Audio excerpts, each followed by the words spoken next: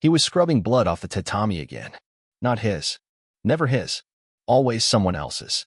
That metallic scent, faint but stubborn, had soaked into the fibers like the memory of screams into his bones. Kenji didn't ask questions. Servants didn't. But there were always stains, always silence, and always that cold, delicate hum from the blade resting nearby, like it was still thirsty. Kenji had come to the Ishikawa estate when his hands were still too small to carry a rice bowl without spilling. Now 17, his spine bowed not from age, but from habit. The days blurred, wake before dawn, clean the ingawa, polish the armor, prepare the master's bathwater just hot enough to scald but not boil.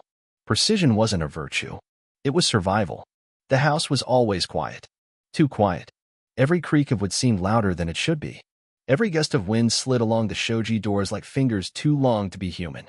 The main hall had no lanterns. Just the dull flicker of sunlight crawling in, hesitating, as though even light didn't want to linger here.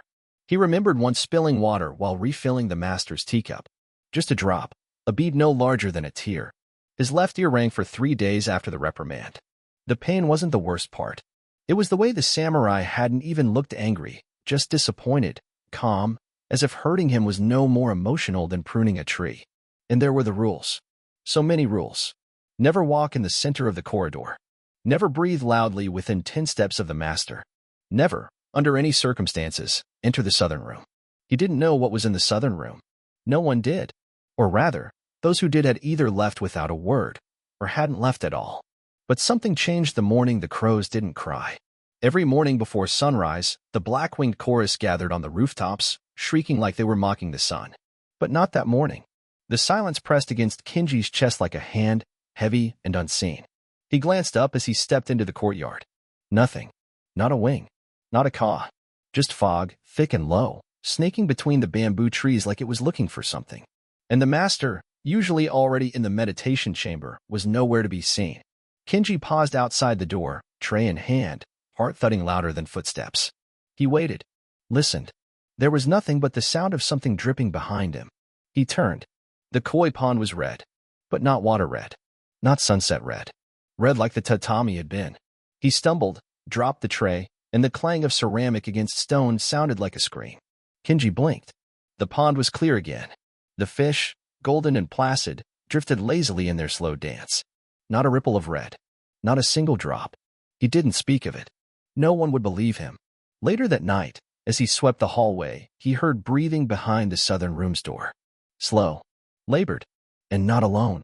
He stepped closer, drawn, not by curiosity, but something colder, like ice curling up his spine. The door shivered, not opened.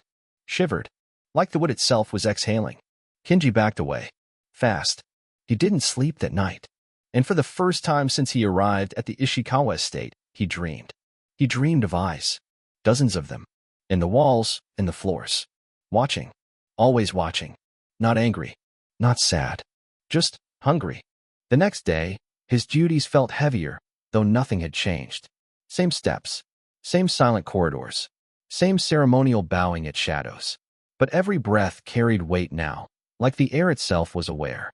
The southern door remained closed, yet Kenji could feel it, like a blister in the house's skin, pulsing beneath paper and wood. He began to notice things. Small things.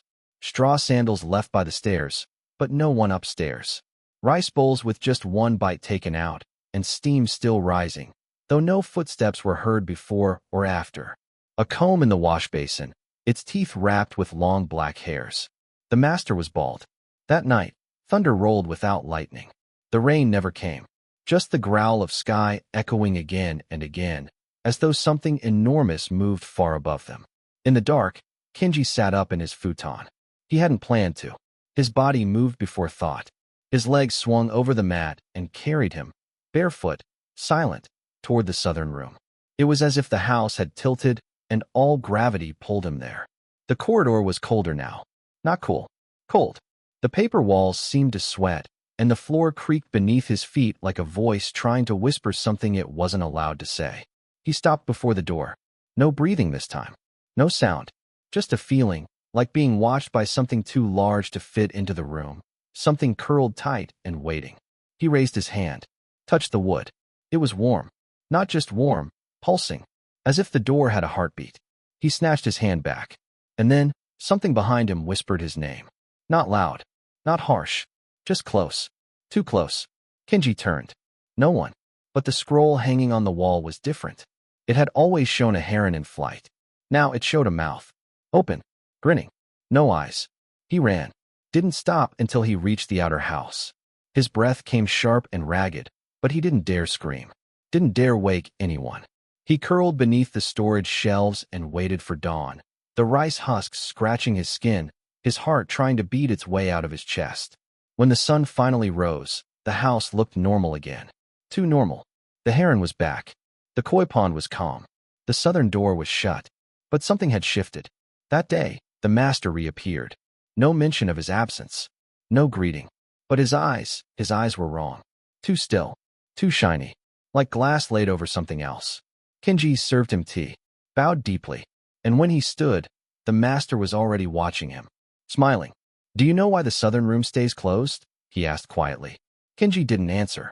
The master nodded, like he'd expected silence.